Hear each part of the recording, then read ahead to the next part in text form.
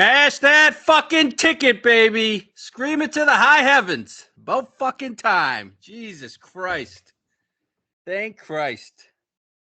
That was a big one. That was definitely my favorite win of all time ever. My favorite player wins a green jacket. Just, it's like surreal. It was like the best thing ever.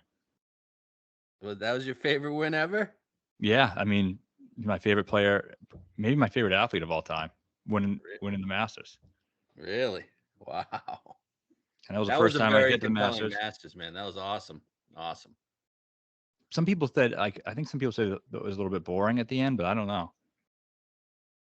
I mean, it was kind of over after 8 holes. 12. Yeah. I mean, it was over after 12, but like even at 8 or 9, you knew like the writing was on the wall because there's just nobody really to catch him. And Brooks just didn't have it. Brooks didn't have it at all. Which happens. Yeah, Rahm, we've been saying it for months. I mean, I know it's not like anything to brag about here. He's 10-1, but or 9-1, whatever he was. But we've been calling it for. We said him and Cantlay for the last 2 months. One of them's going to win the Masters. Cantlay's something else. We'll get to him shortly, but Rahm was just steady Eddie, and you know what? He deserves it. It's just like JT's PGA win. They went through the battle. They went through the fucking thick of the weather.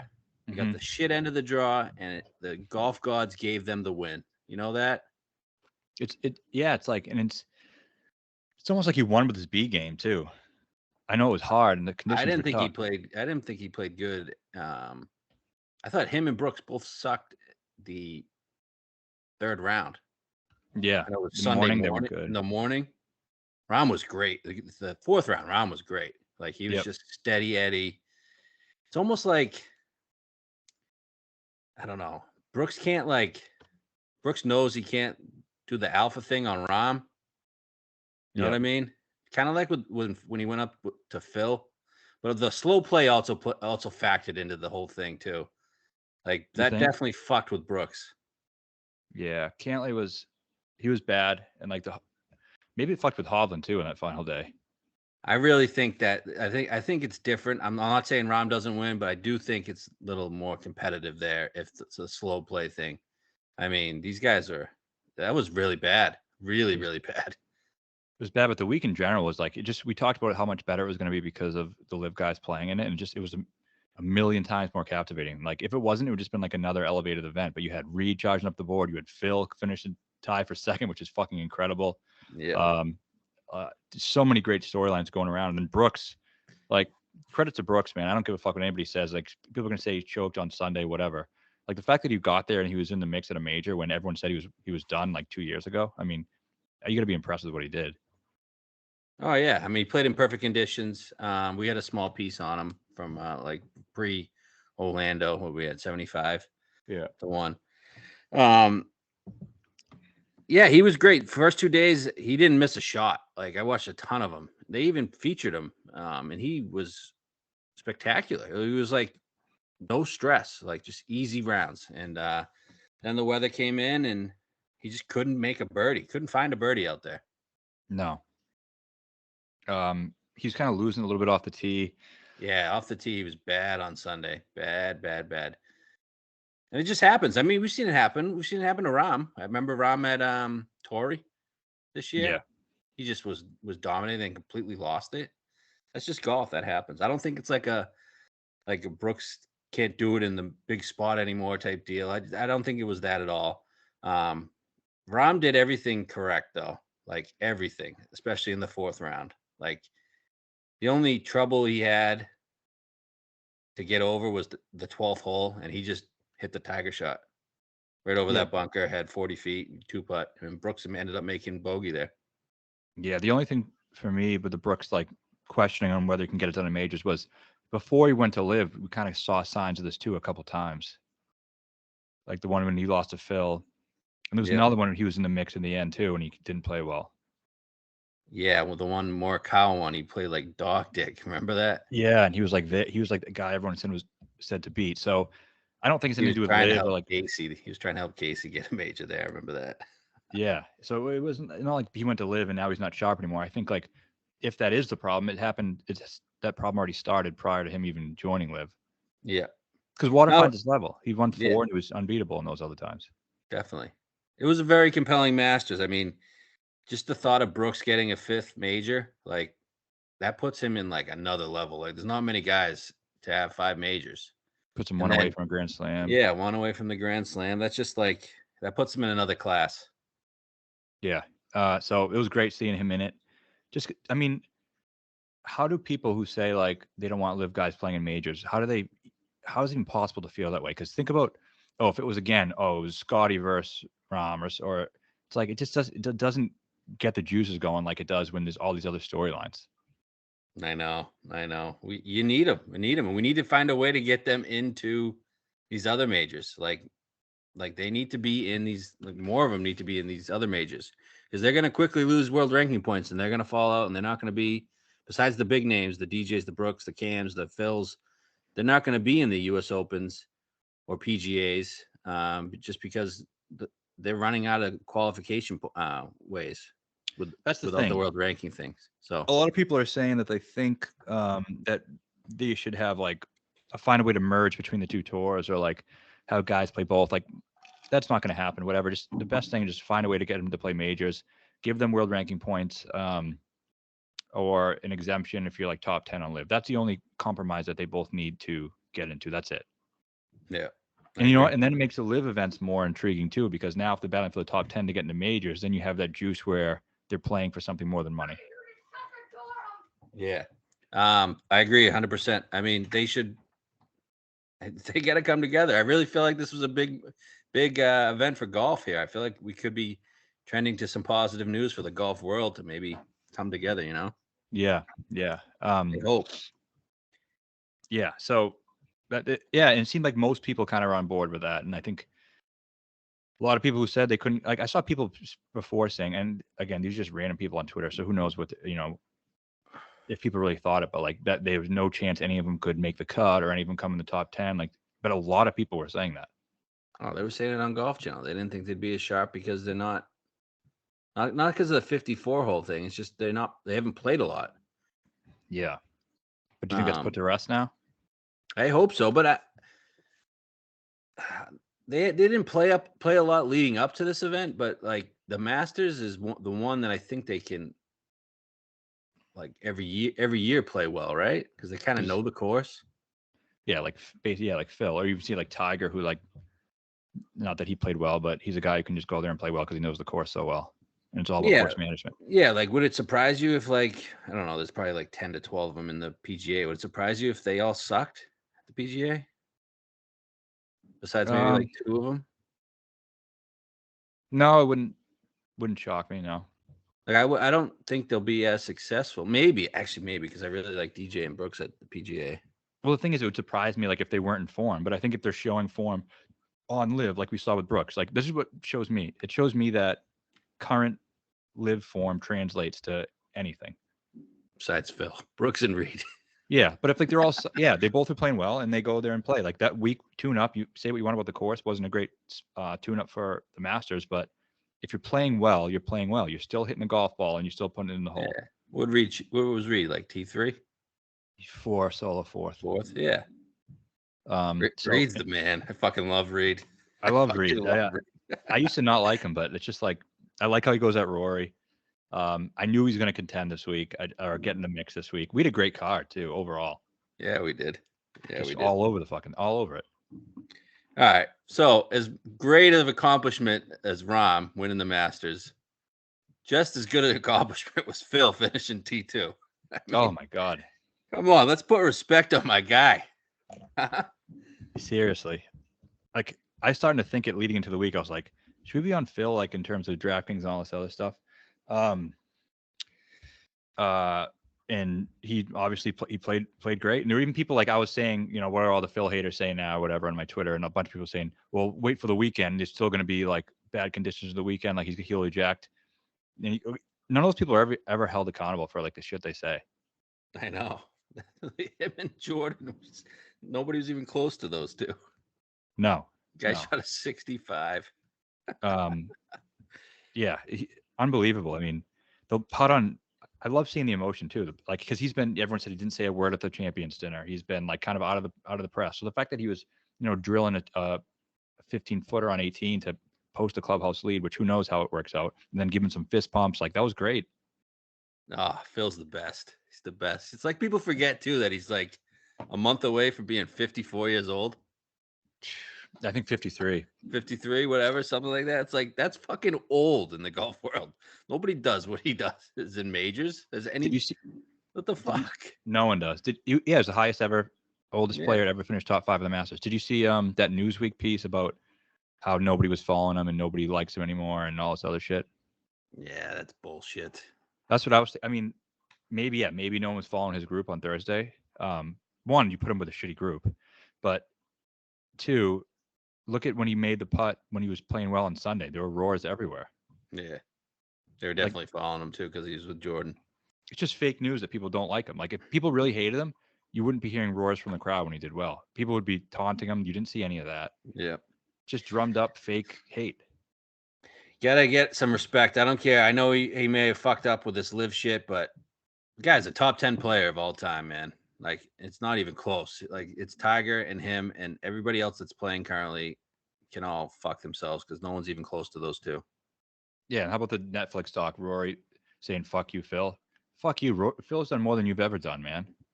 Yeah, we'll get to Rory in a second because I got things to say.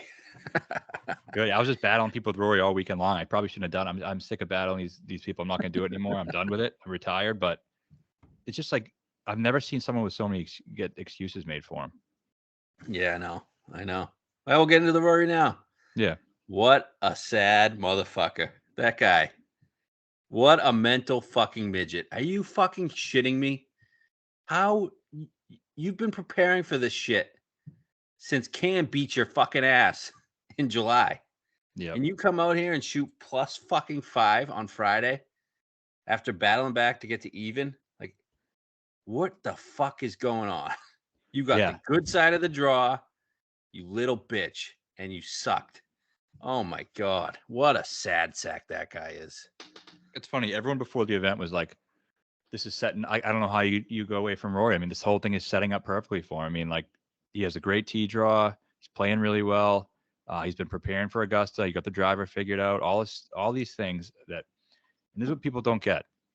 And it was like a tweet I made before the U.S. Open. He won the week before. It's like, anytime, there's always going to be going to a major, a bunch of these reasons that make Rory seem like the guy. There's always going to be those reasons.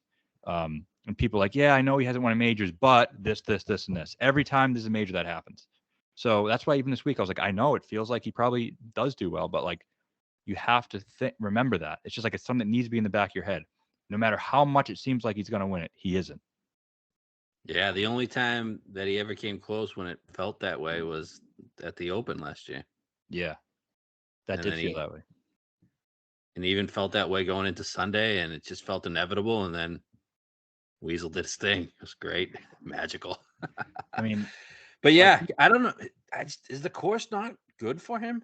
Like, he's never really contended. Is it just not? I know we always say it's a great Rory course, but like, is it?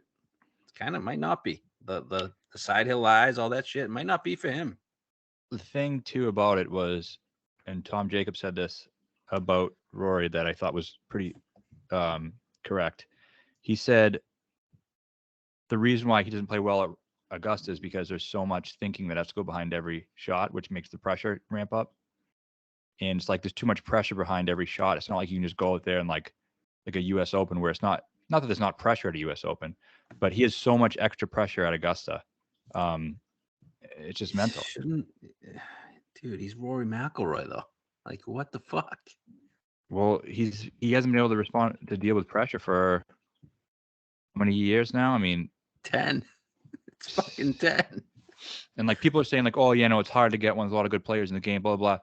Shut the fuck up. A generational talent, the best player of his generation, supposed to be the best player of generation, from ages 24 to 33, has 0 majors. And then you try to battle all these fucking Rory lovers and they fucking try to stick up for him. It's so pathetic. They do. So it's like, oh, things didn't go his way, blah, blah. It's like, no, it's 10 years of majors now. It's like 9.5 years of majors. It's not like there's something there that he can't do it. Do you think he wins one? A Masters or a major? Both. I mean, I kind of think he's going to win the PGA, but a Masters, I don't know, man. The only way he's going to win a Masters is if he comes in like under the radar. But I don't know when would that be? Yeah, right. I don't know. I don't think he's going to win. When no one's thinking about him, like I don't know, man. I don't. It would kind of be like when Phil won his Open. Like he came in under the radar. No one was thinking Phil would ever win an Open, and he kind of just won one. No one was talking about him. This was 10 years ago, but no one was talking about him that week. That's the type of deal that I think Rory would win, but I don't know when that would be. That would have to be like another 10 years, I think. Yeah. It's tough. I mean, I think obviously it seems like he probably will eventually, but who the hell knows? I mean, look at like when Greg Norman was in his heyday, he was leaps and bounds talent wise, as good or better than everybody. He almost reminds me a lot of Rory. Yeah, except Norman was actually contending it. He should have won. Yeah, should have won. Should have won 2 of them. Rory's never should have won a Masters. Yeah, someone responded to me and was like, "Oh, it's almost like he's Greg Norman," and they were saying that in a way like to make it like Norman's excusable his losses because Rory's doing the same thing. But Norman was better at the Masters than Rory was. Norman had a 6-shot lead going into Sunday. And someone's like, and he choked it away, definitely. But and then he lost because Larry Mize had that fucking chip in. Every time I see Larry Mize at the fucking Masters, I just think of Norman. Yeah, and so it's like, well, I said he never contended on the back 9. Well, they said, yeah, he did. He had a 1-shot lead on 10. Oh, and then he made like an 11. He went triple, bogey, double. Yeah. So, and then who won? Charles won that one? I think so. Who won that 2011, yeah. Charles. Is that right? Yeah. So it's inexcusable. It's like, and how many people are going to say he's the best or whatever? And like you said, it was obvious we hit Rahm like 10-1, whatever, but it really wasn't. Majority of people had Rahm behind Scotty and Rory this week. Rahm was the third guy for sure. So we took the third guy. So I'm not going to take credit away from us just because he was, 10-1, because people are betting guys at the top, and whatever. Great seeing Scotty suck, huh? Missing putts. Oh, it's nothing better. I kept texting you like, dude, we got to enjoy this, because how many times has Scotty ruined these events for me? I'm like, I just want to soak us in. I want to soak every moment in, because he could have ruined it too. He definitely could have ruined it. He played so well. He did, and then it was so funny so he finally gets to 5 or 6 under. I'm like, oh, if these guys fall back, he maybe get in 8 or 9 and do something, post something. Then he hits it in the bush. That was great. But he still finds a way to make bogeys when he's in the worst situations ever. I think that's what makes him good. I don't know how he got it on the green on 12. He missed the putt, so he made double. But how the hell he got it on the green from that spot? He just minimizes the mistakes.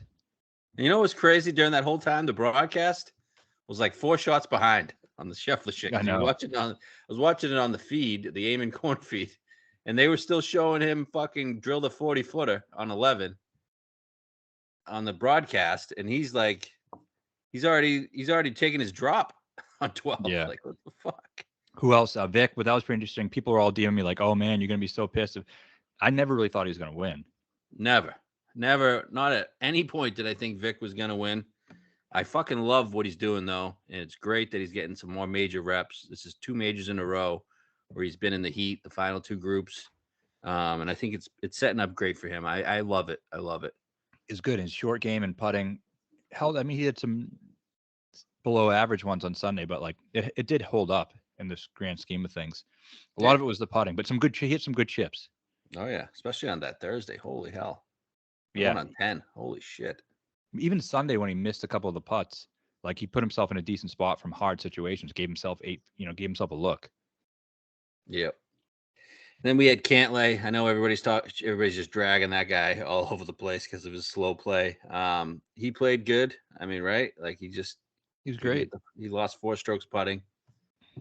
He just can't putt here for some reason. I know he's a bent guy, but this is like 3 straight tournaments putting here. He's been awful.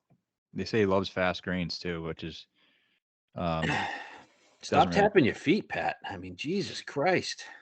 I don't know why. Why is his pace so bad? He gets up to a 3-footer and takes 5 minutes. It's like, dude, you got to get on with it. Fucking Him and then golf.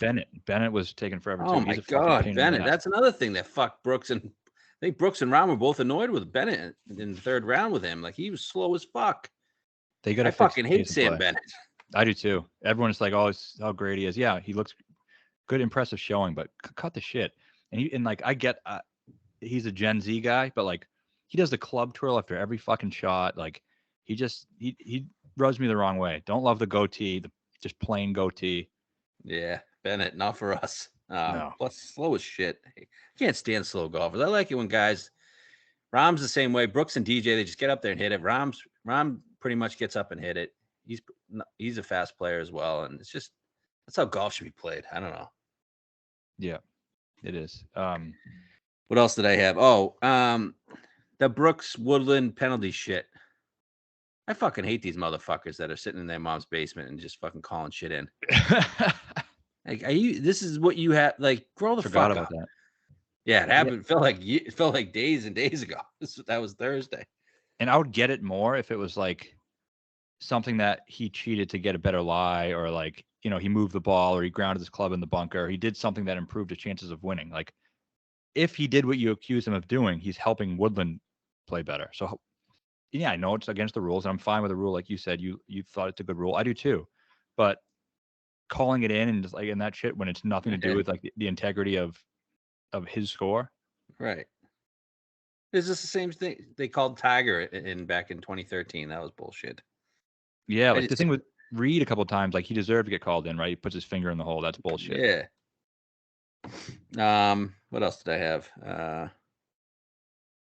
I got something else too. Tiger. Okay. Does he need to remove his leg? Yeah, probably. He needs one of those bionic legs, or he just needs to hang it up. I don't know. I said before the week, and again, this is not like me making some great prediction, but I think he's done. I thought he was done before this. I just don't see him ever contending anywhere ever again. Yeah, I'm getting there. I'll never say never with the guy, but like, I mean, obviously the weather wasn't. That guy can make the cut there blindfolded, but the weather was not to his advantage at all. I think that leg's a real issue. And the fasciitis thing, like for that one, I know that I feel like he almost wants to say that it's that, so people like don't think it's the foot. Did you hear what Day said? No. He said the reason why he withdrew from the PGA last year was because some of the screws were coming out of his leg. The metal screws, like actually going through his skin. Jesus. Yeah. He's fucked. Yeah, he's done. Speaking of Jason Day, he's making another double bogey. I was going to say that was my other takeaway. I think he's dead again. He can't be dead. He was -9 at one point. He's dead. I'm telling you. I don't think he's dead. Come on. I do. He 14 over since he got to -9 and immediately shot 14 over the rest of the week.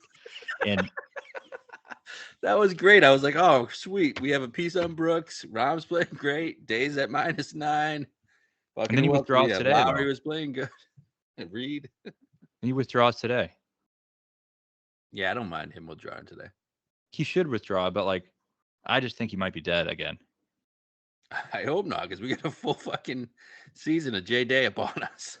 Would it shock you if he just went back to where he was before? Like just, I don't know. You had the fake vertical thing at match play. Then you had this. He just completely goes like absolutely shits the bed. Withdraws today. Like it seems like it's all starting all over again. Nah, he's gonna win Wells. Okay, let's see. I don't know. I'm not saying I won't be betting him ever again, but definitely would not surprise me if this was the end of Jason Day again. Dude, you know how you star the guys on the app? Yeah. And they give you notifications if they make like an eagle or a double. I just kept getting notifications that Dave made double. Me too. I thought it was a mistake of the same one. It was a mistake, but it was every hole on the back nine.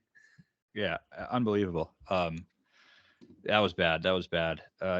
Anyone else really stick out? And how about Rory withdrawing now from today, the Heritage? He already skipped one of the elevated events. I thought you could only skip one. Yeah, it doesn't matter when you're the guy, man. You're the guy making the rules. So people What'd say, you think of Brooks and Rory playing practice round together?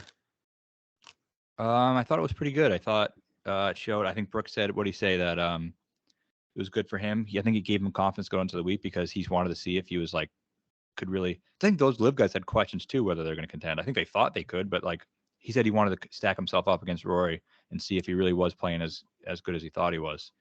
I don't know. I think it's a little bit hypocritical for the shit Rory said to be playing a practice round with Brooks. Yeah, I just think the whole thing is just overblown by the media, and but Rory was the one doing it. Rory fed into it because he had to, because he was Jay's guy, and I think he knows. I think he's starting to realize that he shouldn't have been so vocal on the whole thing last year. Like that's he's a huge reason why golf's at a divide. He is absolutely that reason. He's one of the main reasons. Everyone else just stayed out of it for the most part, besides Billy. Right. And yeah, Rory, he shouldn't have said the shit he said. And even if you feel that way, like when you're a professional, these are other professionals, and someone's going to get their money or whatever it is that they're doing. Like you just say, all right, you mind your business and keep your head down. Like you don't talk about anyone. You don't talk about that. Any other job, you're not going to talk about that either. Yeah, I know. Like these are his peers, whatever. They're choosing to do what they're going to do.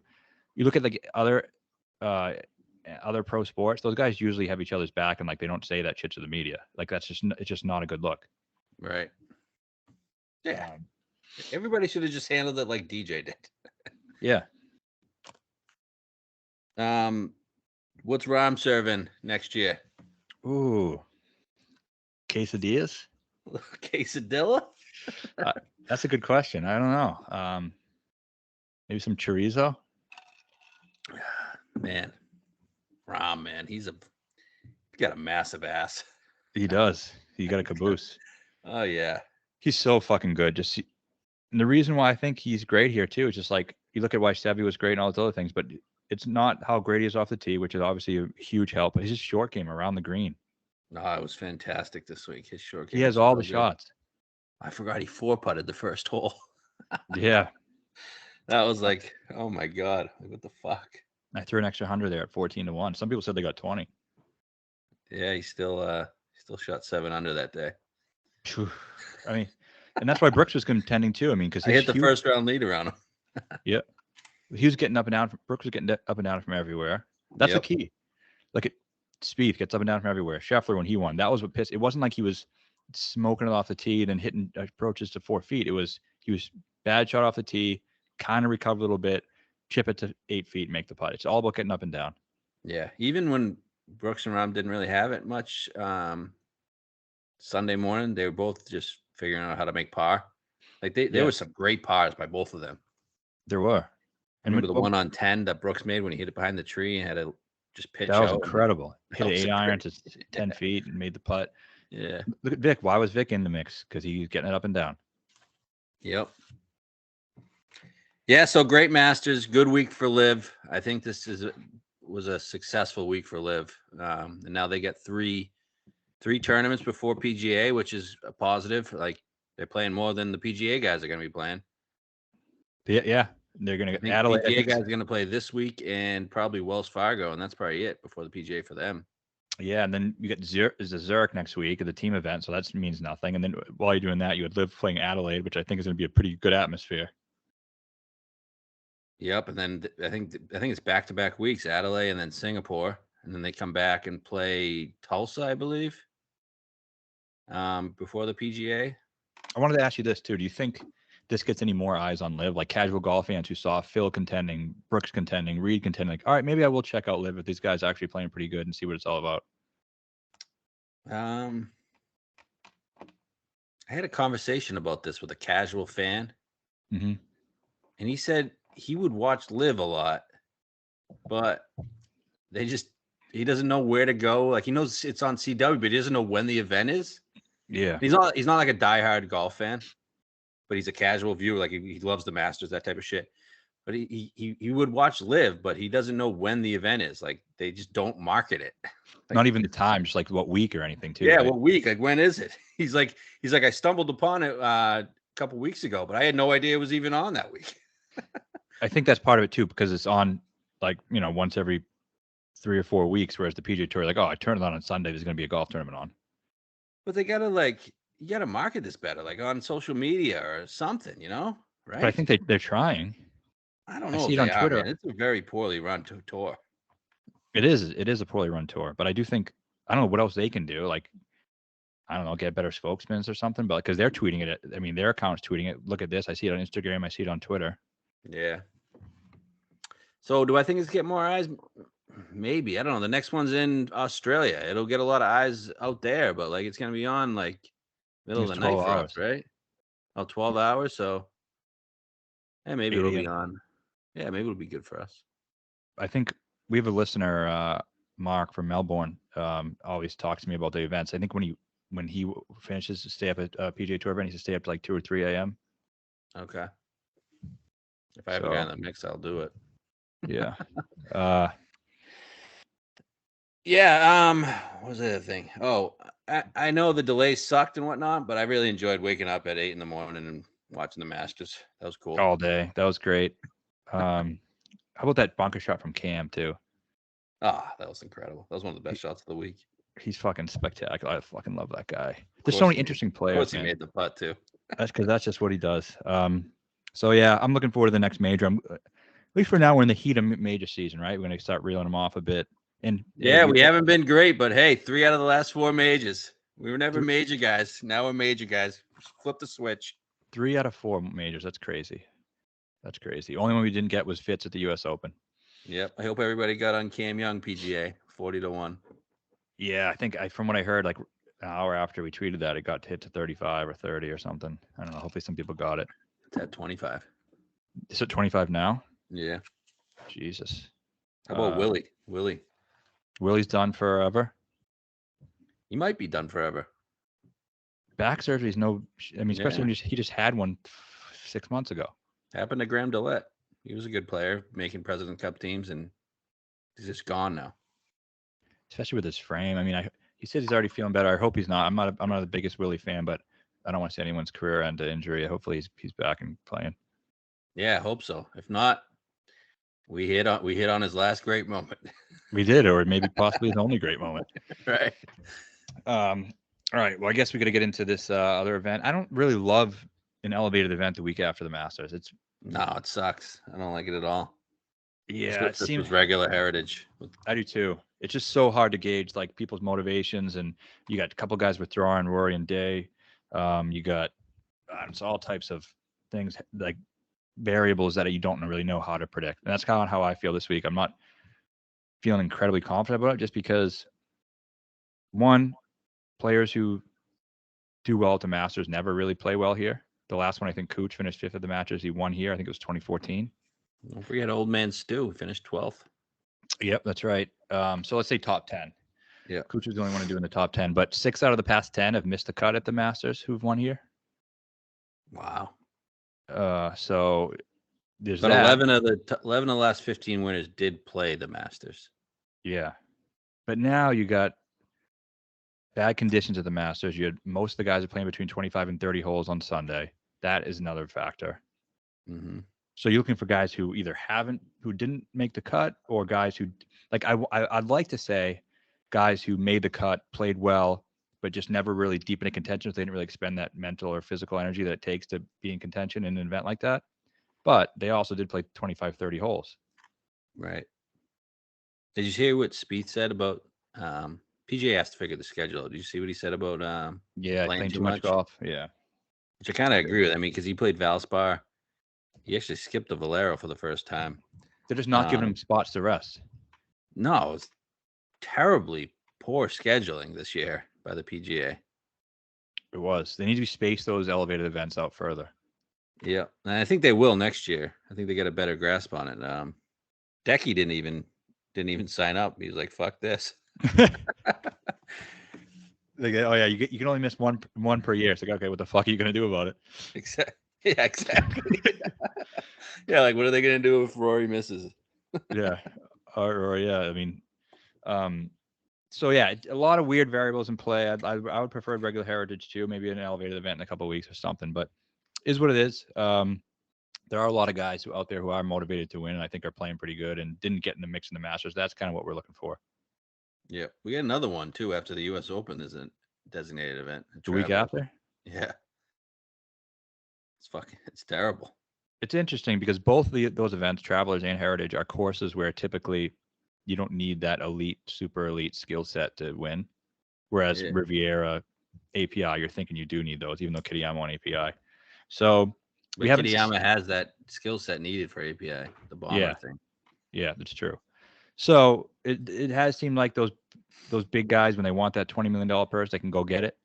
But this week, there are so many different factors. There's the factor that the course doesn't really suit it. You can't cut corners around here. You can't take out. You can't really bomb your way to a win here. So it'll be interesting. Yeah, DJ plays this from time to time, or did. And I think I heard his average driving distance that week of this was like 280.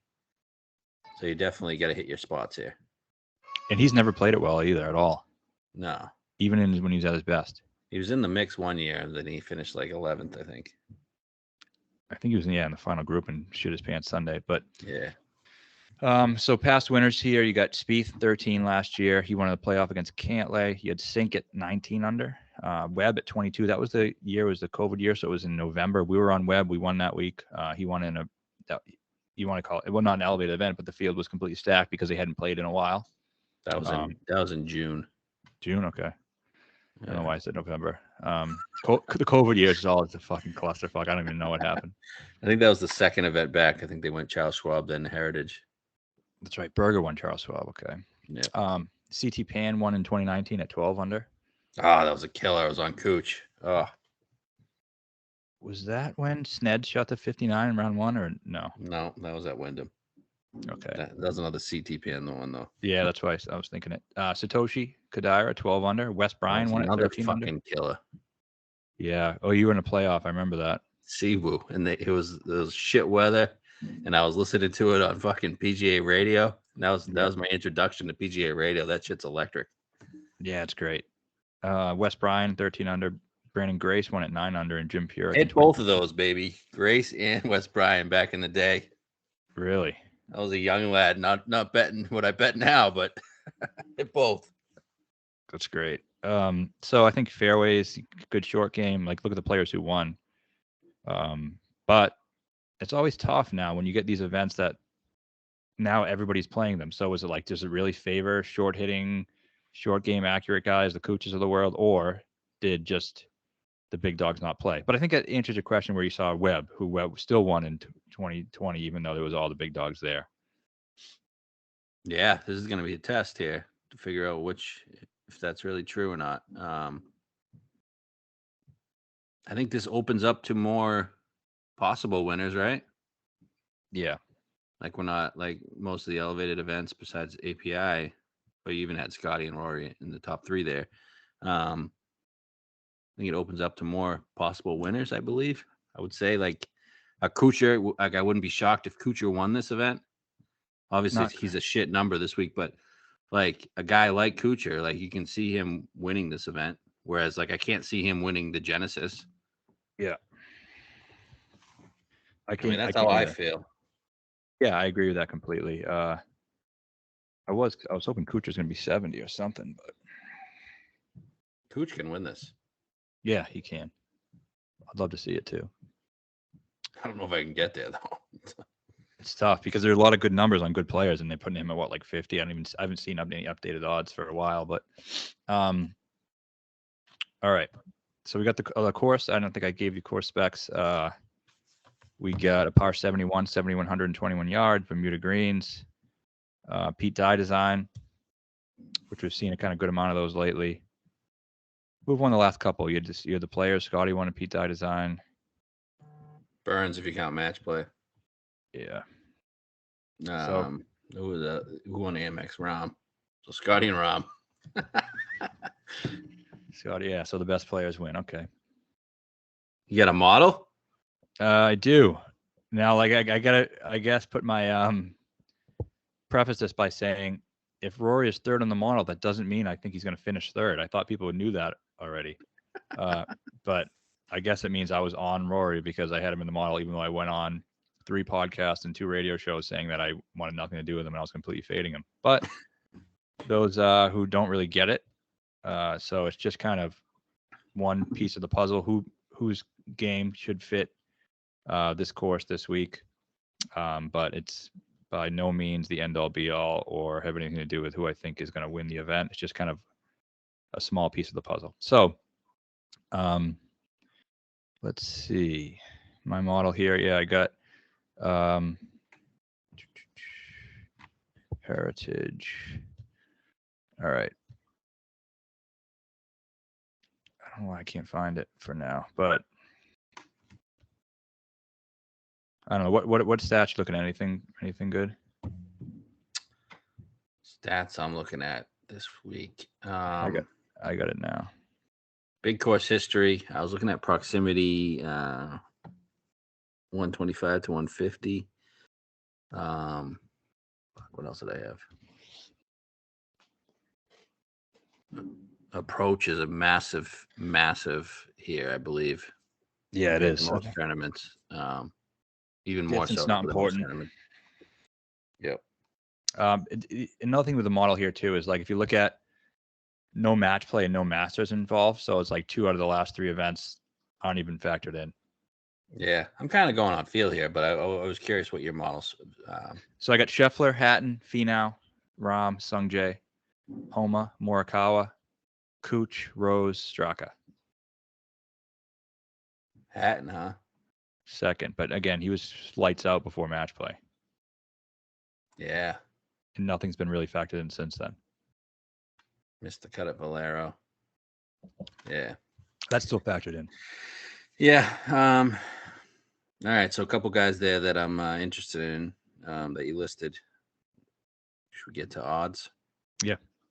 All right. All right. So Rory withdrew. So we got 2 guys under 10. I think Rory was 10 or 11, but Scotty 8, John Rahm plus 850, and then Patrick Cantlay, who has a great history here, 11. Those are the top 3, and then a clear jump after that. So Cantlay's down to 11. Yeah, after Rory withdrew, I think he was at 14 before that. So I think it's partly easy because I don't have any interest in Rahm. Right. I don't think he's going to play well. I don't think he gives a fuck at all. Do you? I'd be shocked if he withdrew. I wouldn't either. He should withdraw. I mean, he just won the Masters. He's going to be celebrating. I'm not worried about him to even win. I'm not worried about it. Scotty, I guess maybe he might feel like he has something to prove here, but I just don't love the course for him. He's never played here. He didn't even play here in 2020. Yeah, it does not feel at all like a Scotty course. Does he ever do well on like coastal tracks? No, not that I know of. It's all like Texas and I guess Sawgrass kind of.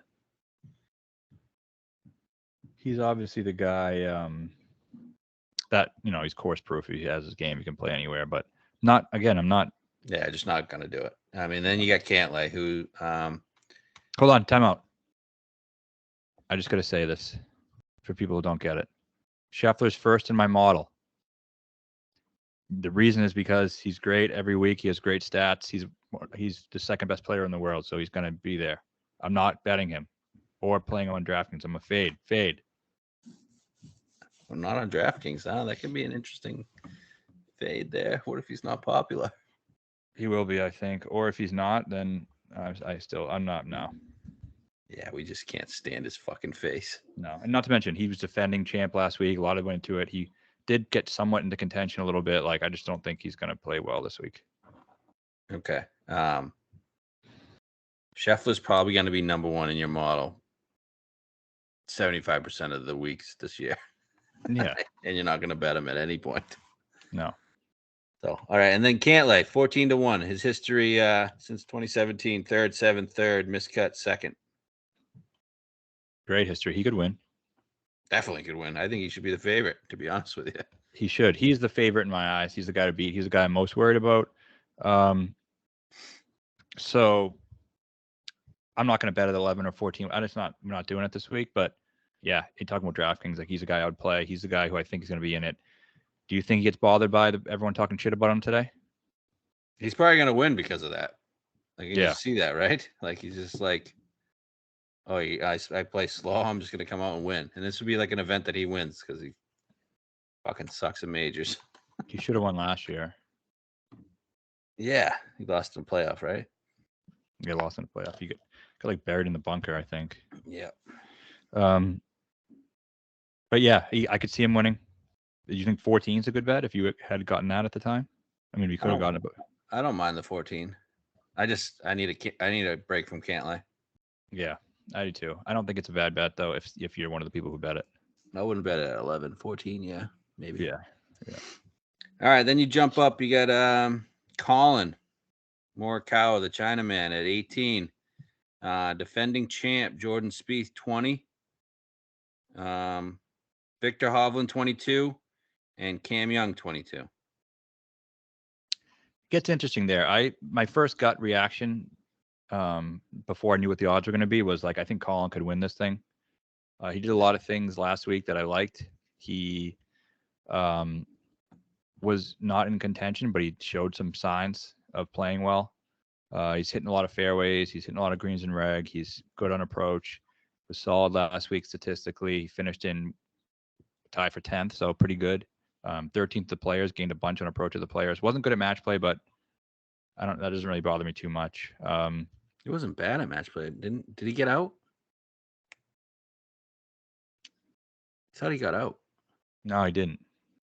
Well, he went 2-1. I thought maybe. Oh, what group was he in? I don't remember. Hughes? No, that was Spieth. I'll look it up. Go ahead. Keep going on Colin. I just think it's a good course for him. Hit the fairway, great on approaches. You need guys who are accurate off the tee, and it's a second shot course. You don't have to get up and down like crazy. I know like Stuart Sink was hitting putter from everywhere. He could do that. I don't think you can get killed on around the green. So yeah, I think this is a good spot for him. So I did bet him at 18-1. Yeah, I mean this is a perfect course for him, huh? Should be. It should be. Do we worry about his putting? Yeah, a little bit, but you saw last year Spieth lost strokes putting and won. That's crazy. Which I don't think you want to like go on that because it's definitely an outlier, but it's possible. How did he putt last week? I think okay. Let me see. For the event. Morikawa. Yeah. So Morikawa had a match first day. The winner got out of that, and Day beat him. Yep. In the match play. So he went 1-1-1. So let's see what he did with his putting last week. He finished 10th. Okay. He gained 2 strokes putting last week. Yeah, because Bermuda's not his surface. Yeah, Collins, dude, he's putted bad here. But he's gained 7 strokes on approach in both of his last 2 starts. I know here, and then he gained 9 at the Players 2 weeks ago. I could just see him winning. Yeah, Bermuda's not his surface, but I don't know. I just think like if it's an elevated event, so we're looking at studs that win elevated events, but he's not the type of stud who's going to win the API or Riv or these other ones where these bombers have advantage. Like this is the perfect place for him.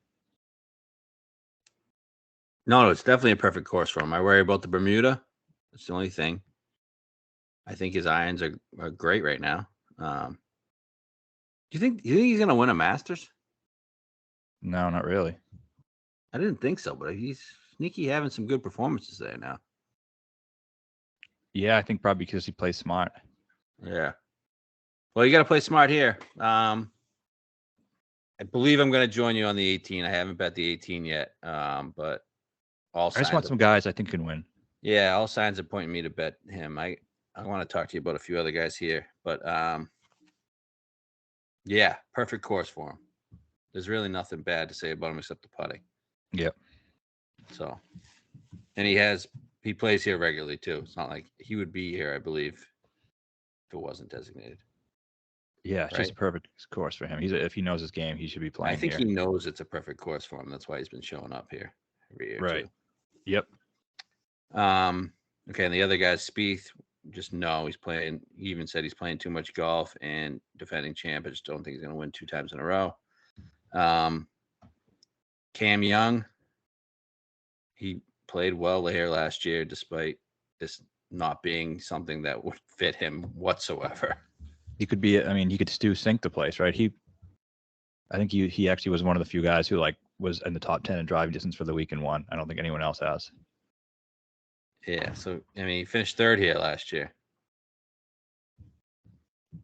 I mean, yeah, he worries me a bit, but I'm not going to bet it. Okay, and then what about Vic? Just crossing him off because he was in the thick of it. I'm not crossing him off because of it. I think he could play well, but I think if you're looking for reasons to rule guys out, that's not a bad one. I think he was in the thick of it. But I do think great golf. Yeah, I do think there's a good course for him too. Yeah. Yeah. Is he good in Bermuda though?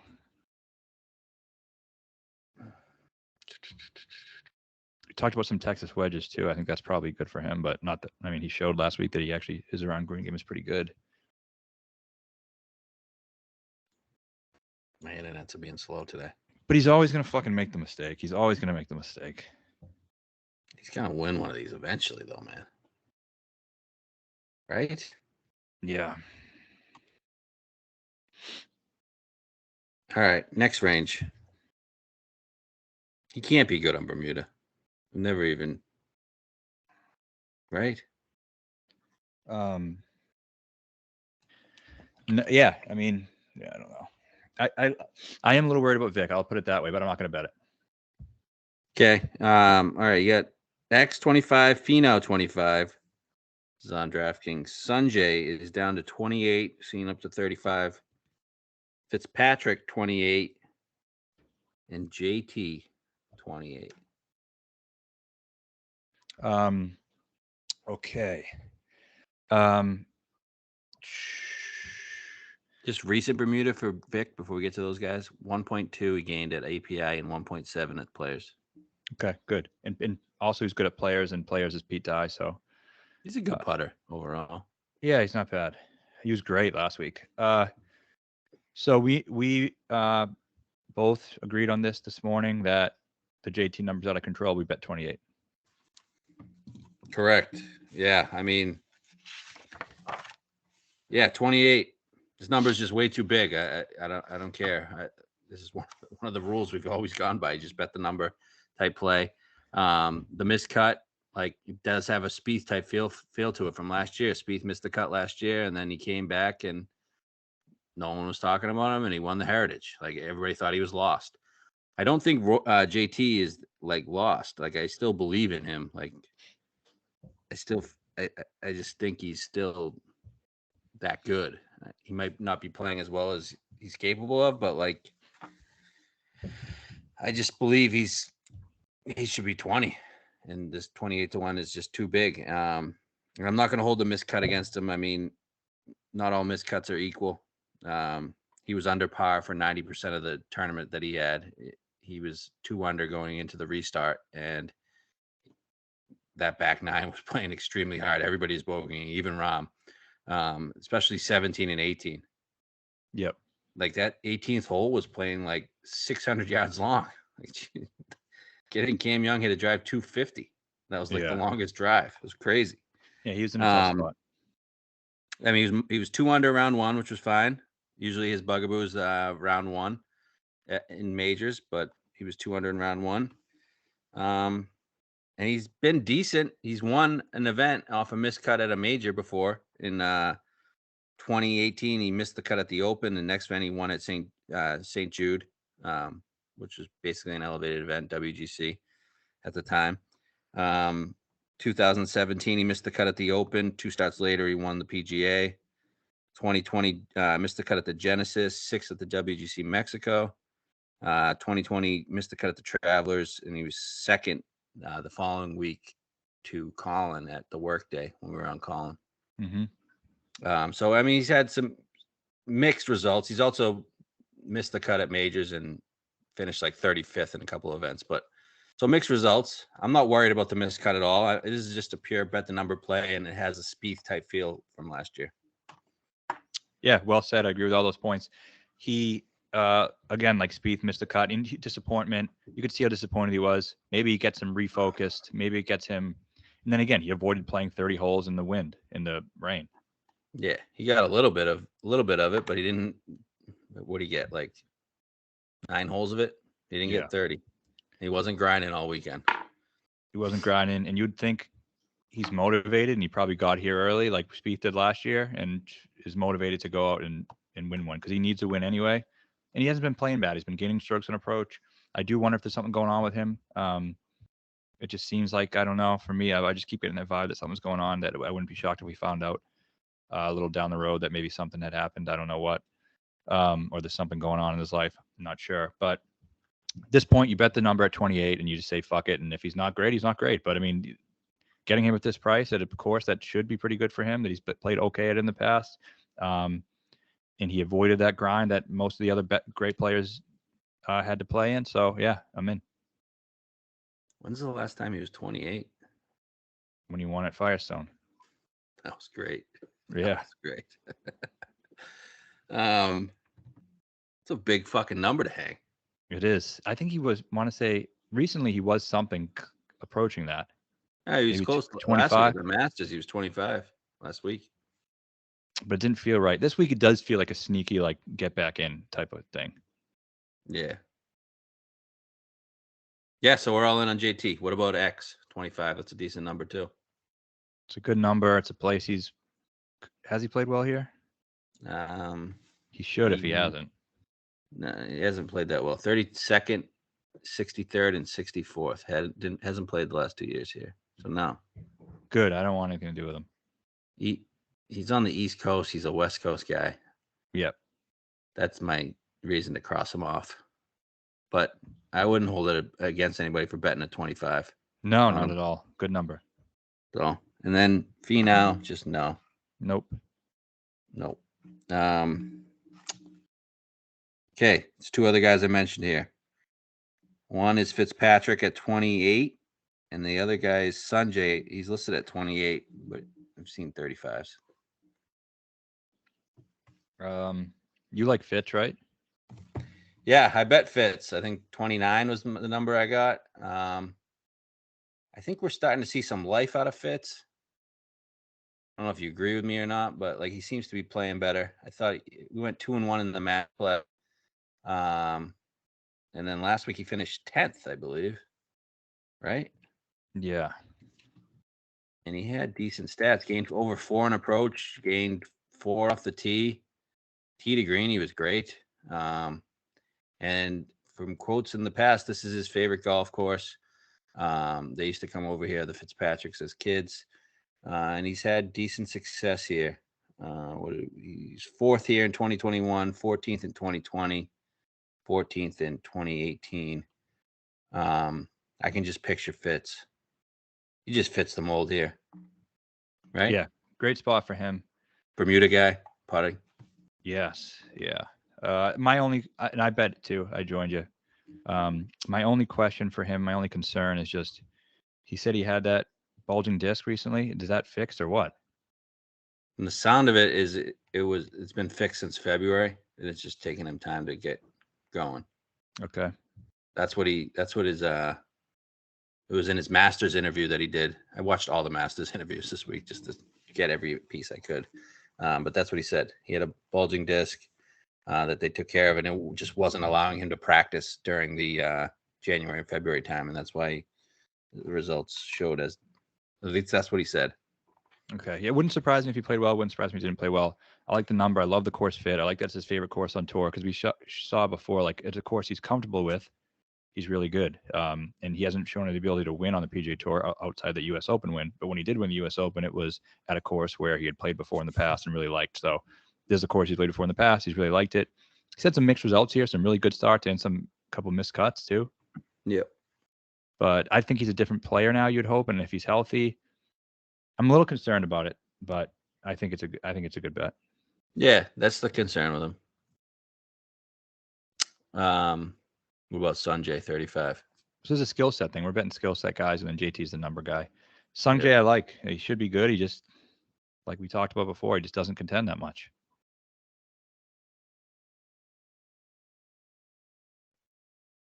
We'll get it. He makes a ton of sense though here too. He does. There's been a lot of Asian winners. Siwoo's been good here. Great Bermuda putter. Hits every fairway. Greens and reg. He's good. I like him a lot. I think, is it more likely he finishes in fourth and wins? Yeah, probably. I could see him winning. I like that he went low kind of over the weekend, but wasn't really into it, but he figured shit out. Oh, that was garbage. A garbage made cut from Sanjay there too. Oh, It was. Needed him to miss. That would have been great. That was JT's fault. Oh, dude. We've been so close and we've gotten fucked on these missed cuts at the very end. A couple of them. It has to go right one of these ones. Yeah. Okay. So we're probably not going to bet Sun, right? Right. Okay. Next range, you got Shane Lowry down to 30, Max Homa up to 30 to 1, Burns 35, Hatton 40. I was interested in Hatton to start the week, and I think I'm interested in him. I don't think I'm gonna be able to fit it because I think the four guys we're betting. And if I bet Colin, obviously I can't really do too much with the rest, but I don't know. I got a feeling about Hatton here. I just don't like that he hasn't played well the last couple of times he's started, but has good history here. Although when he did contend here, I think it was all putting. That's 2020 COVID year. Yeah, so that was the other time that was a good field. So I think that maybe relates a bit. He gained 9.3 putting that week. Wow. Definitely one of the courses he can win at. Yeah, but you're good with him? I'm good with him. Okay. If he wins, then whatever. I'd rather bet Shane. And I did bet Shane. Me too. Did you get the 40? I didn't get the 40. I got like 37. I got 40. Okay. What do you got on him? Great at this place. He was good last week, but not good enough to where he was really grinding. I don't think. Like he made some good shots. I saw him make some great shots. He hit it in the water on 15 when he just kind of, you miss it by a foot and he kind of falls back there. But there's a great course. It's probably one of his favorite courses. And again, he's the type of guy who tee to green can just kind of hit fairways, hit greens, and hopefully make a putt or two because he hasn't been able to make anything recently, which is a concern. But he's better on Bermuda, isn't he? Dude, he's a horrific putter. But yeah, he should have won that. He should have won last year. Look at those stats last year. Holy shit. Yeah, no, he's not good on Bermuda. That was a lie. He sucks everywhere. Hey, played here 5 times. 4 out of 5 he's gained. And like not just a little. He's gained over 3 out of the 5 times. Yeah, how do you not win? He gained 8.4 in approach and 3.4 putting. It's crazy. That got to be enough to win. Remember he chipped, I don't know if you remember this, he chipped it into the water on that, I think it was the 12th hole maybe, the short par 3. Yeah. He chipped it into the water on Sunday. So he's never lost strokes putting here. Nope, even the one time he missed the cut, he was level. Yeah, so gained 3 points. So he's been third, miscut, 9th, third. Yeah. He's great here. Yeah, and he was good last week. He's getting into form. I think he's motivated to win. Yeah, I could see him repping a plaid jacket. Definitely. He has a gut on him. Like when he's putting, I was like, damn, this dude back must fucking hurt. He's such a bad putter. It's so weird how some of these guys are just awful putters, but they're like wicked good with a wedge. Yeah, how do you get to that point in the world and just putt like that? I don't know, man. Like it's bad. He gets up there 3 feet and miss. Let's hope he figures it out. So, are you worried about a big boy like that grinding for that many holes? No, not Shane. Nah, Shane's good. He's probably played too much golf, but what are you gonna do? Yeah. I think I'd love to see it too. Course, so. Yeah, he loves the course. That'd be fun. So there you go. There's the 4-pack, right? Those are the 4-pack. I mean, Colin, JT, Fitz, Lowry. That's mine. That's what I'm betting. Okay. That's what I did bet. All right. You want to talk about any of these other guys? Tom Kim Really, I think he sets up really well here. Did nothing wrong last week. Debuting at the Masters, finished 16th. Yeah, he's good. I just think his winning, he's going to take a little while before he wins again. I'm not ready yet. Okay, 45-1. I think that was a decent number. And then we talked about Cooch. Wow, Henley's down to 45. I think he was 70 earlier. Yeah, he's a loser. Good week last week. Cool. Yeah, we played him. What's Cooch now? 50. Jesus. It's not a fair number. It's not a fair number. Give me a fair number and I'll overexpose a little bit to be my guy, but 50 ain't fair. Okay. It's not. It's They're going to be a 70 somewhere. Don't be surprised if he's there, because I really think he probably will be. I do too. They're going to be a 70 somewhere, right? If there's a 70 somewhere, I'll bet it. And I'll overexpose myself off the win. Big win, too, by the way, fellas. Big fucking win. Yeah. Absolutely big win. Connors? I feel like I bet him here last year. We did. We bet him last year. He played well too, I think. Yeah, he's a guy who what you're looking for, right? Someone who plays the course well, but didn't play well last week, so everyone's kind of going to be off. He fits obviously to a lesser extent. It's kind of a good number. What is it? 55. Yeah, it's not bad. He likes this. He has a good history here, right? I think. Just beat Cooch's ass, and he's higher than Kuchar. Okay, let's see. I'm looking at 12th, best. 12th, 4th, 21st, last three. Jeez, Cooch, just looking this up. Looking at all different books, the line site where you can see the price everywhere. 50 is actually his best price. He's 45 elsewhere and 40 somewhere else. Wow. Tommy's 65 on DraftKings. I see that. So there's three guys here. Pass up on Connors. You got Ricky at 60, Tommy at 65, Rose at 65. I'll definitely play Connors DK. I think if maybe some people feel spurned by last week. For sure. Man, that Tommy number's nice. It's a good number. He sucked last week, man. He did. He killed me. I had a great lineup that he killed. 10th last year. It sets up as a good course for him. Hits fairways and greens, good around the green. Can get hot with a putter on Bermuda. I like him. I just can't fit him, and I'm not going to bet him to win. Okay. Rose number is good too. Rose number is good. It is, but he's not going to win. So Heath? Nah. For him. Keegan 90? No. Could have sworn Taylor Montgomery was 60-1 this morning. Now he's 100. That's because he sucks. Okay.